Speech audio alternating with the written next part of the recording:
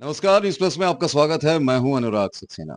उत्तर प्रदेश की राजनीति की जब बात होती है, बहुत सारी पार्टियां हैं जो अस्तित्व में हैं और कई पार्टियां ऐसी भी हैं जो अस्तित्व में आ रही हैं। लगातार राजनीति में पदार्पण करने का दस्तूर जारी है। इसी बीच हमारे साथ एक और शख्सियत यहां पर मौजूद हैं जिनकी पार्टी जो है काफी समय से राजनीति में पदार्पण कर चुकी है। मैं बात कर रहा हूं राष्ट्रीय जनमत पार्टी की और हमारे साथ मौजूद हैं राष्ट्रीय अध्यक्ष सुशील रत्नाकर जी हमारे साथ मौजूद हैं। सुशील जी, बहुत-बहुत स्वागत है आपका न्यूज़ प्लस में। बहुत बहुत धन्यवाद।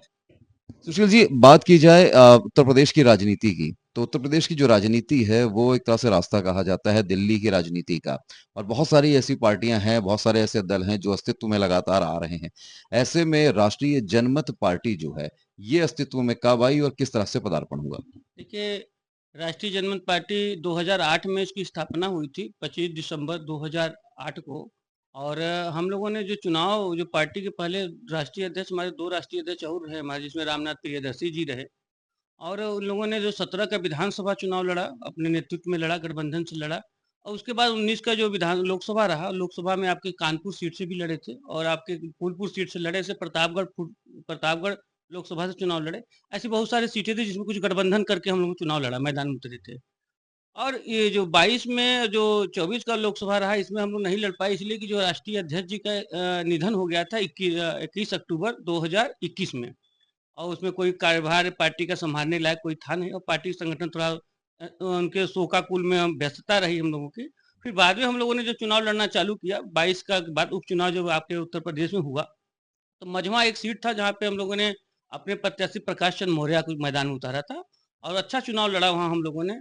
कारण था देखिए, ये जो उपचुनाव होता है सत्ता पक्ष का चुनाव होता है, लेकिन जो हम लोगों ने चुनाव लड़ा, अपनी हिस्सेदारी करके चुनाव लड़ा। अब आगे आने वाले समय में जो भी चुनाव होंगे उत्तर प्रदेश में, चाहे एमएलसी का चुनाव हो, चाहे स्नातक एमएलसी का होगा और पंचायत का चुनाव, उसमें अच्छे हिस्सेदारी लेके चुनाव लड़ेंगे और 27 में भी अच्छा चुनाव का परफॉर्मेंस करेंगे हम लोग पार्टी में। सुशील जी, जब बात की जाती है उत्तर प्रदेश की, बहुत सारी पार्टियां अस्तित्व में हैं पहले से ही और बड़ी पार्टियां हैं। भारतीय जनता पार्टी की बात करें, समाजवादी पार्टी कर दें, मायावती भी इस बीच में है यहाँ पर और बाकी कांग्रेस भी अपने अपने अस्तित्व को ढूंढ रही है।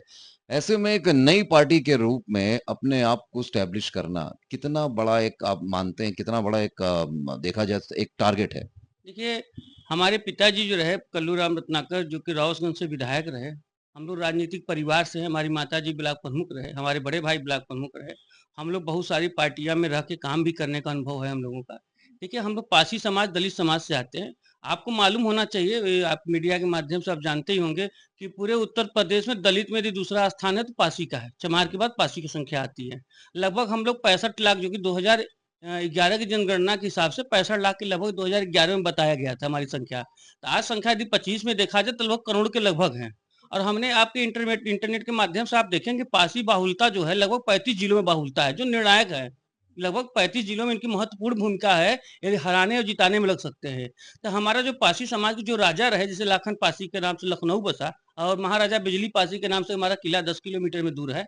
हम इन सरकार से, या जो भी सरकारें आई हैं, इन महाराजाओं को, इन जो भी महाराजा रहे, जो भी वीरांगनाएं रही, जैसे वीरांगना उदा देवी की बात हम करते हैं, जो 36 अंग्रेजों को अकेले मारने का काम किया, इन लोग के इतिहास के पन्नों से गायब करते जा रहे हैं धीरे धीरे करके। जो कि अंग्रेजों को मारा तो देश की स्वतंत्रता के लिए मारा था, और मुगलों से लड़ा, यदि मुगलों से लड़ा महाराजा बिजली पासी ने या हमारे लाखन पासी ने, जो मुगलों से लड़ाई लड़ा, वो देश के लिए लड़ा। तो देश के लिए, जो जो देश के लिए स्वतंत्रता के लड़े, उनको इतिहास से क्यों दबाया जा रहा है?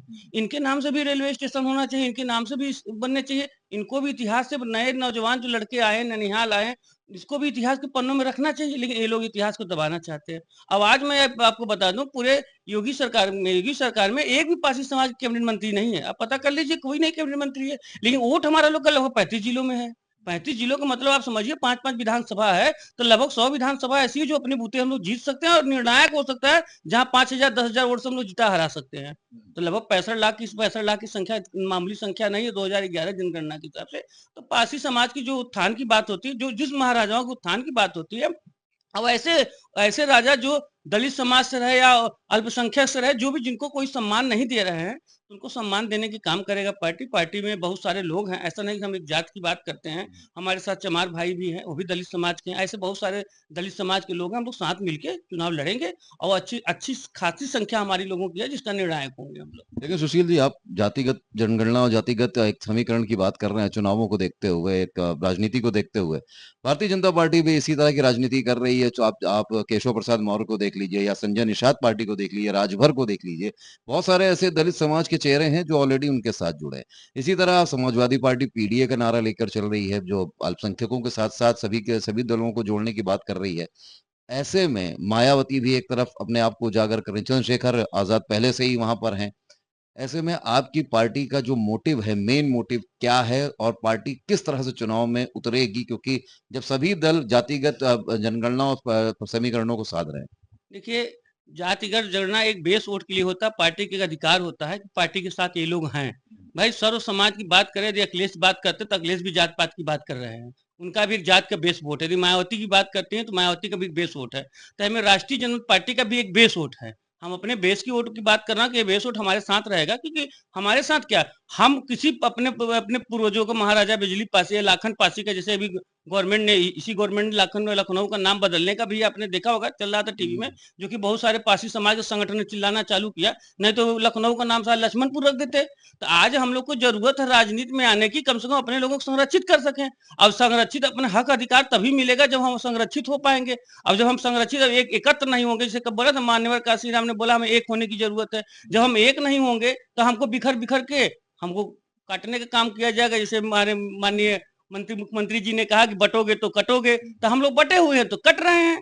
तो हम भी चाहते हैं कि राष्ट्रीय जनता पार्टी के माध्यम से जो भी दलित समाज के पासी समाज उनके साथ रहेगा, लेकिन वोट गिनाने के लिए भी रहे ना। हम अपना महत्वपूर्ण गिनाएंगे नहीं, हम बट बट के वोट देंगे तो हमको कोई पूछेगा भी नहीं। हम 5 जगह वोट दे देंगे तो हमको कौन पूछेगा। हम एक जगह वोट देंगे तो अपनी हिस्सेदारी भी मांग सकते हैं अपने महाराजाओं के नाम के लिए, जो कि लाखन पासी का जो किला है, उस किले में आप जान लीजिए, जाज मेडिकल जो मेडिकल कॉलेज है, जाज मेडिकल टाउन कॉलेज है, उन्हीं किले में बना है। तो क्या वो मेडिकल कॉलेज नाम हमारे महाराजा के नाम से नहीं हो जाना चाहिए? हो जाना चाहिए ना, क्योंकि उनके नाम से इसलिए होना जब हम सत्ता में है ही नहीं है। हमारे जो लोग हैं सत्ता विहीन है, खाली टिकट लेके आए बने, जो वो कह रहे हैं वही बोल रहे हैं। लेकिन यदि राष्ट्रीय जनमत चाहेगी, हम लोग चाहेंगे, सब लोग अपना जो भी मंत्री मिनिस्टर बनता है हमारे पार्टी का, कोई भी आगे बढ़ता है तो वो अपनी बात को सदन में उठाएगा। तो आज तो उठाने लायक कोई नहीं है। इतना हल्ला करने के बाद पासी समाज के आज राष्ट्रीय आपके समाजवादी पार्टी अवधेश जी को लेके चल रही है, फिर इनके जीत को लेके, तो कुछ 2-4 लोगों को ऐसा मुखड़ा लेके चल रहे हैं जो राजनीति के पासी समाज उनके साथ है।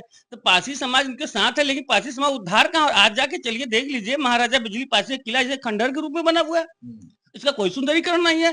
जैसे आपने बताया लखनऊ राजधानी है, और लखनऊ अवध बेंच अवध से ही देखा जाए तो पासियों की संख्या कम से कम हमको लगता है 50 लाख तो वहीं होंगी लगभग। अगल बगल से ही, खाली हरदोई से लेके आप लखीमपुर खीरी देख लीजिए, बाराबंकी देखिए, रायबरेली, अमेठी, प्रतापगढ़, फैजाबाद, लखनऊ, आपका प्रयागराज, भदोही, कौशाम्बी, ये सब ऐसे जिला है जहाँ पासी का बहुलता है। अब निर्णायक वोट है। तो हम अपने हक अधिकार की लड़ाई के लिए मैदान में हम चाहते हैं, जो सरकार बने या हम जिसके सरकार के साथ जाए, तो अपने हक अधिकार का और अपने लोगों को सम्मान मिले। इस कारण से हम पार्टी में मजबूती से हम लोग काम कर रहे हैं। अपना समाज भी जागृत हो चुका है कि अपने हक अधिकार की लड़ाई लड़ सके। जब तक आप बच्चा रोता नहीं तब तो माँ दूध नहीं पिलाती है। हम लोग आज तक रो नहीं, इसलिए कोई दूध नहीं पिला रहा है। अब हमारा समाज पिछड़ा जा रहा है, हमारे समाज पासी समाज के लोगों का कोई महत्व नहीं है। जैसे मैंने अभी विगत बताया कि आज कैबिनेट सरकार में, आज मोदी योगी सरकार में कोई भी कैबिनेट मंत्री नहीं है। दुर्भाग्य है हमारा, इतनी संख्या होने में कोई कैबिनेट मंत्री नहीं है। आप पूछिए कभी कैबिनेट मंत्री क्यों नहीं भाई, वोट तो लिया हमारा। आपने अभी एक चीज कही कि बटेंगे तो कटेंगे की एक बात आपने कही, पॉइंट उठाया, योगी जी का एक नारा है ये कि बटेंगे तो कटेंगे। लेकिन एक तरफ देखा जाए तो योगी जी हो या फिर देखा जाए धीरेन्द्र शास्त्री जैसे जो इस समय संत है, महात्मा है, जो भी हैं, ये सब कह रहे हैं कि सारे समाज को, यानी हिंदू समाज, क्योंकि ये कह रहे हैं कि सब जातियों में बंटना बेकार है, सब एकजुट हो जाएं, एक साथ हो जाएं, हिंदुत्व की बात की जा रही। ऐसे में आप बात कर रहे हैं एक समाज को लेकर, एक समाज की बात कर रहे हैं, और इधर बात चल रही है पूरे समाज को जोड़ने की बात कर रहे हैं। तो फिर आपका कुछ ऐसा नहीं लग रहा कॉन्ट्राडिक्टरी फिर थोड़ा-सा मामला हो रहा है कि आप अलग जाना चाह रहे हैं, आप अलग समाज की बात कर रहे हो, यहाँ हिंदुत्व एकता की बात की जा रही है, ऐसे में कैसे? भाई हमने आपसे बताया, यदि महाराजा बिजली पासी या हम लोग हिंदुत्व की रक्षा करते हुए मुगलों से लड़े ना, आज मुगल से यदि हम लोग लड़ के हिंदुत्व की रक्षा किए, हमारे राजा यदि कुर्बान हुए हैं, तो हिंदुत्व की सनातन की रक्षा कौन किया? आज हमारे महाराजा बिजली पासी महाकाल की बात करते हैं, भोले शंकर की बात करते हैं, तो हिंदू धर्म को कौन स्थापित कर रहा है? मतलब हम ये नहीं कह रहे हैं कि हिंदू धर्म के नहीं है, हम ये नहीं कह रहे हैं हम मुस्लिम धर्म के नहीं, हमने कहा कि जो हमारे समाज के लोग हैं, अभी इस समय तो हमारा ये होना चाहिए, राजनीतिक मुद्दा ये होना, देश की विकास कैसे हो, इस पे महत्वपूर्ण बात करने की जरूरत है। अब हमें इस धर्म की बात को लेकर नहीं चलना है कि हम हिंदू हैं कि मुस्लिम है कि सिख है कि ईसाई हैं, बस हमें ये देखना है कि जो गरीब है वो दलित है। आज के समय में भावना देखा जाए, एक IAS यदि हो जाएगा कोई दलित बेचारा, तो उसकी शादी बड़ी जात में हो सकता है, लेकिन एक गरीब है तो उसकी शादी नहीं हो सकती है, क्योंकि आज ये जान लीजिए, यदि यदि आपको माना जाए तो दलित जात वही होता है जो गरीब होता है, चाहे वो कोई भी जात का क्यों ना हो, शोषण उसी का होता है जो गरीब होता है। तो भैया आज हम सब लोग एक होके जा रहे हैं, शोषण किनका हो रहा है? जो गरीब है। तो गरीब की लड़ाई लड़ने में कोई जात पात की बात नहीं होती, जो शोषित है उनकी लड़ाई लड़ना जरूरी है। यदि हम लड़ेंगे नहीं, जैसे आज एक तरह से आपने छोटे छोटे दलों की भी बात किया है, इन लोगों ने लड़ा, अपना लड़े समाज के लिए, लेकिन कहीं ना कहीं इन लोगों ने विफलता भी स्थापित किया। आपने देखा आने वाले समय में उनको टिकट मिला, इन्होंने टिकट बेचना चालू किया, बहुत सारे ऐसे काला, मतलब एक तरह से समझिए दुरुपयोग किया, समाज का दुरुपयोग किया। लेकिन हम तो ये चाहते हैं कि हमारा सिर्फ एक ही सिद्धांत है, देखिए, देश की विकास के लिए, अपने राज्य के विकास के लिए जो भी भूमिका हो, कहीं भी किसी जात पात की बात करने की जरूरत नहीं।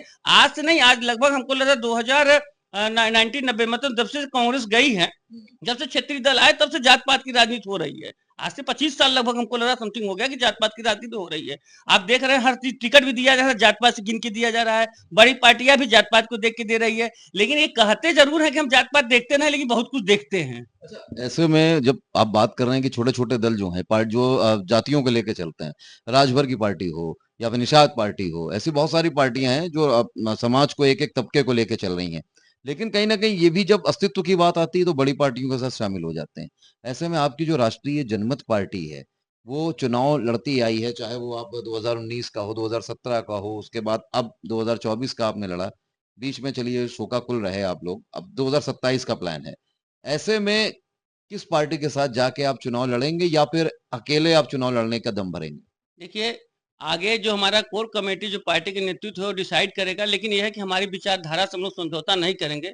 जो हमारी विचारधारा है, हमारी बातों को जो मानेगा, जो हमारे लोगों को सम्मान देगा, हमारे लोगों के साथ रहेगा, जो शोषित गरीबों के साथ रहेगा, जो उनकी लड़ाई लड़ता रहेगा, उनके साथ हम लोग सम्मिलित होंगे। देखिए, उद्देश्य होना चाहिए, कुछ विजन होना चाहिए, देश की विकास के लिए होना चाहिए।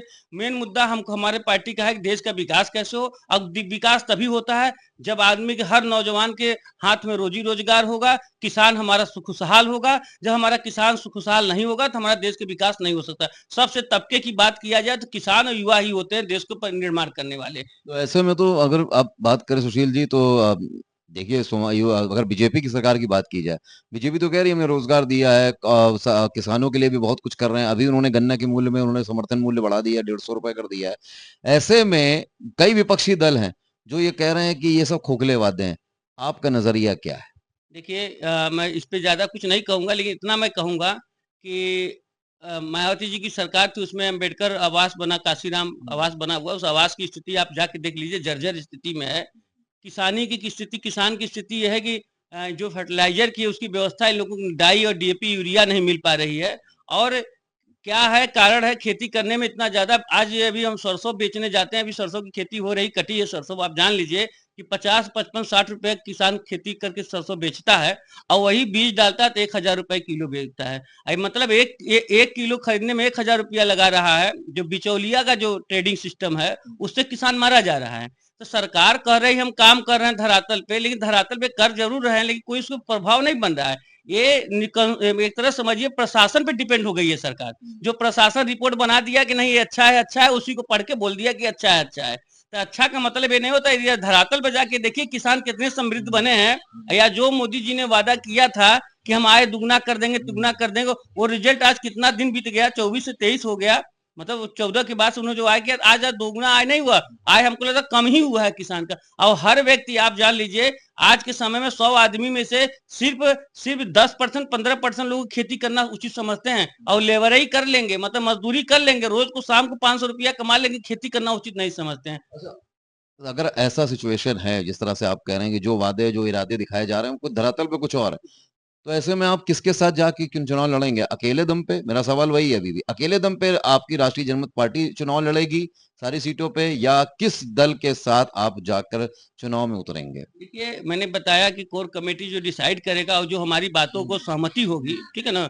हम लोग जो बातें रखेंगे कि इनका इनका वो होना चाहिए कि इस तरह से हमारा जो काम है पार्टी का, जो पार्टी काम करना चाहती है, जो विचारधारा है, जिससे हमारे देश का विकास हो सके, वो महत्वपूर्ण है और हम सुधार चाहते हैं। हम सरकार की किसी सरकार का विरोध नहीं कर रहे हैं, हमको सरकार से विरोध नहीं है, न किसी सरकार का विरोध कर रहा हूँ। मैं ये कह रहा हूँ कि वो प्रशासन से डिपेंड होकर काम कर रहे हैं, इसलिए इनको दिक्कत हो रही है। यदि सरकार जो होती है सही से चिंतन करे, मंथन करे, सरकार सब अच्छी होती है। और सरकार का विजन हमेशा, कोई भी सरकार बनती, चाहे मेरी सरकार बने, चाहे विगत किसी की भी सरकार बनी होगी, वो भी सरकार अच्छे विजन में आती है, लेकिन कहीं ना कहीं गलतफहमी में रह जाते हैं कि वो सोचते हैं बस सब कुछ ठीक है। उनको जो सूचना दी जाती है वो सब कुछ सूचना सत्य दी जाती है, जो असत्य होता है। मतलब प्रशासन पे नजर रखने की जरूरत आप ये मानते हैं। अच्छा ठीक है, एक सवाल मैं आपसे पूछूंगा कि जब जाति जनगणना की बात लगातार उठ रही है, राहुल गांधी जैसे लोग जाति जनगणना की बात उठा रहे हैं, बिहार में भी ये चीजें उठ रही हैं, ऐसे में आप क्या सोचते हैं? आपकी पार्टी क्या सोचती देखिए, ये बहुत महत्वपूर्ण बात है। देखिए, बहुत अच्छा आपने पूछा भी,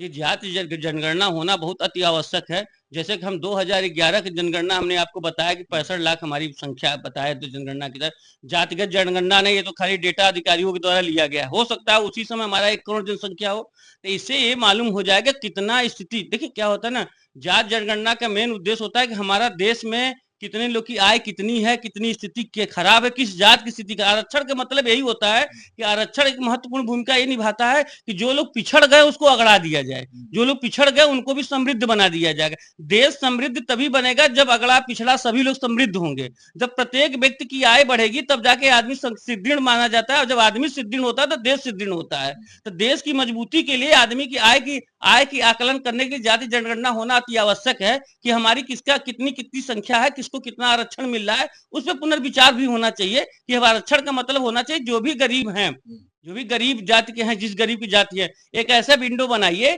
कि उनको आरक्षित करके उनको और उनकी जो सीढ़ी क्रम में सीढ़ी हो उसको बढ़ाने का काम किया जाए। देखिए, राजनीति में जनगणना, जातिगत जनगणना नहीं होगी तो इससे जाने वाली हमारी जो किसी चीज का डेटा, किसी चीज की दुकान में डेटा रखना हो, हमको क्या मालूम हमारे प्रदेश में कितने लोग हैं, कितनी जाति हैं, कितने लोग हैं, कितने धार्मिक हैं, कितने कुछ नहीं। अब 2011 के बाद से अभी तक जनगणना नहीं हुई है, तो कम से कम 5 साल में, 10 साल में हो जाना चाहिए। तो स्वाभाविक है। ऐसे आरक्षण भी, जैसे आप सीट के आरक्षण बदलते हैं, तो ऐसे उसको भी एक प्राथमिकता पे लेकर उस पर काम करना चाहिए सरकार को। भाई आप सीट आरक्षण नहीं करते, पंचायत चुनाव में आज प्रधान का चुनाव जनरल है तो कल ओबीसी होता है, फिर एससी होता है, हर 5 साल 10 साल बदलता है। तो आपका एक जो रूटीन है, उस रूटीन के माध्यम से आप जातगत जनगणना कराना चाहिए। अपनी जनसंख्या नहीं कराएंगे, जनसंख्या का जो पॉपुलेशन बढ़ रहा है उस जनसंख्या का यूज कैसे करेंगे आप? आज जैसे एक तरह से कहा जाए, जातिगत जनगणना कराने से हमारी पॉपुलेशन एक तरह से रफ टफ में चल रहा है। हम लोग बोलते, कोई बोलते 1 करोड़ 50 लाख करोड़ है, कोई 2 करोड़ बोलते, मतलब इस तरह से जनसंख्या की सही सटीक आंकड़ा कहीं भी इंटरनेट में नहीं उपलब्ध है। उपलब्धता तभी होगी जब जातिगत जनगणना या जनगणना भारत सरकार कराएगी तो। तो चलिए, हम उम्मीद करेंगे कि कम से कम आप समाज को लेके जब चलने की बात कर रहे हैं, बासी समाज को आगे बढ़ाने की बात कर रहे हैं, ऐसे में सरकारों के साथ मिलकर काम करने की कवायद जारी है। लेकिन 2027 का जो चुनाव है, हम उम्मीद करेंगे कि आप जिस पार्टी के साथ भी चुनाव मैदान में उतरे, तो कम से कम समाज को लेके, देश को लेकर उसके बारे में विचार करते हुए उतरे, क्योंकि लोग पहले बात तो करते हैं समाज को लेके, चाहे वो मायावती हो, चाहे वो आपके चंद्रशेखर आजाद हो। बहुत सारे ऐसे लोग हैं जो पार्टी का बेस जो है, उनका फंडामेंटल जो है वो यही है कि हम इस जाति को लेकर चलेंगे। लेकिन धीरे धीरे जिस तरह से स्थिति अब बीएसपी की हो गई है और चंद्रशेखर आजाद धीरे धीरे उठ रहे हैं, ऐसे में उम्मीद हम करेंगे कि आप जो हैं वो जाति को तो लेकर चलें, लेकिन साथ में देश के बारे में भी सोचें। देखिए, मैंने 2-3 बार जब भी बोला, मैंने देश के विकास की बात ही करा, और मुझे इसमें संदेह नहीं। मैंने भी इंजीनियरिंग किया है लखनऊ आईटी से, और हम चाहते हैं देश की तरक्की में हमारी तरक्की है। और जो सेना पे गोली खा जाते हैं सैनिक हमारे, वो देश के लिए मर जाते हैं, मर मिटते हैं। तो हमारे नेता को भी ये सोचना चाहिए, हम लोगों को भी, जो हमारे लोग की जिम्मेदारी बनती है कि देश को विकसित बनाया जाए, देश का विकास कैसे हो, इस पे सत्यता से काम करने की जरूरत है। और इस पे जान लीजिए, जब तक राजनीति में युवा पढ़े लिखे लोग नहीं आएंगे तो परिवर्तन नहीं आ सकता है। टाइम बाउंडेशन है, उम्र होना चाहिए, लिमिटेशन होना चाहिए, जैसे सब जगह होता है। जिस तरह से जैसे नौकरी मिलती है, इसी तरीके राजनीति में भी लोगों को परिवर्तन लाना चाहिए, रिटायरमेंट होना चाहिए। यदि ऐसा लाएंगे तो हमारा भी समय आएगा, हम भी एक्सपायर होंगे, नए बच्चे आएंगे, नए लोग आएंगे, नए लोग हैं, तब राज्य में परिवर्तन लाना नहीं चाहते हैं कुछ लोग। तो परिवर्तन लाने की जरूरत है और नौजवान लोगों को जुड़ने की जरूरत है, पढ़े लिखे लोगों की जरूरत है। आज ऐसे ऐसे विधानसभा, ऐसे ऐसे लोकसभा निरक्षर लोग विधायक और सांसद बन जाए, उनसे क्या उम्मीद करते हैं आप क्या विकास करेंगे? भाई वो तो टिकट खरीद के लाए, टिकट लेके जीत गए, तो उनको तो एबीसीडी नहीं जानकारी है विकास होता क्या है। तो वो अपने निधि को बेचना, इसी तरह धन अगुवाई करने में, मतलब वो देश के विकास के लिए क्या भूमिका निभा सकते हैं? देश की विकास की भूमिका वही निभा सकता है जो साक्षर होगा, शिक्षित होगा, वही अच्छा काम कर सकता है। चलिए बहुत-बहुत धन्यवाद हमसे वार्ता करने के लिए और न्यूज़ प्लस के साथ जुड़ने के लिए और हम उम्मीद करेंगे कि आपकी पार्टी और आपके जो विचार हैं वो लोगों तक पहुँचे। बहुत-बहुत शुभकामनाएँ आपको। तो आपने सुना हमारे साथ राष्ट्रीय जनमत पार्टी के राष्ट्रीय अध्यक्ष सुशील रत्नाकर जी थे और उनकी जो पार्टी है वो 2017 और 19 से भी लगातार चुनाव मैदान में उतरी हुई है और एक ही इनका नारा है कि जो समाज है वो विकास करे। इनका जो पासी समाज को लेकर जो विचार है वो आगे बढ़े, साथ में देश का युवा किसान वर्ग को लेकर भी चिंतित है। साथ ही इन्होंने कहा है कि पूरे देश को विकास करना चाहिए, विकास सबसे बड़ा मुद्दा होना चाहिए। उसके साथ-साथ जाति जनगणना पर भी इन्होंने विचार अपने रखे। उम्मीद करेंगे कि इस तरह के विचार जो हैं वो देश को आगे ले जाएँ, समाज को आगे ले जाएँ, लेकिन एकजुटता और एकता के साथ।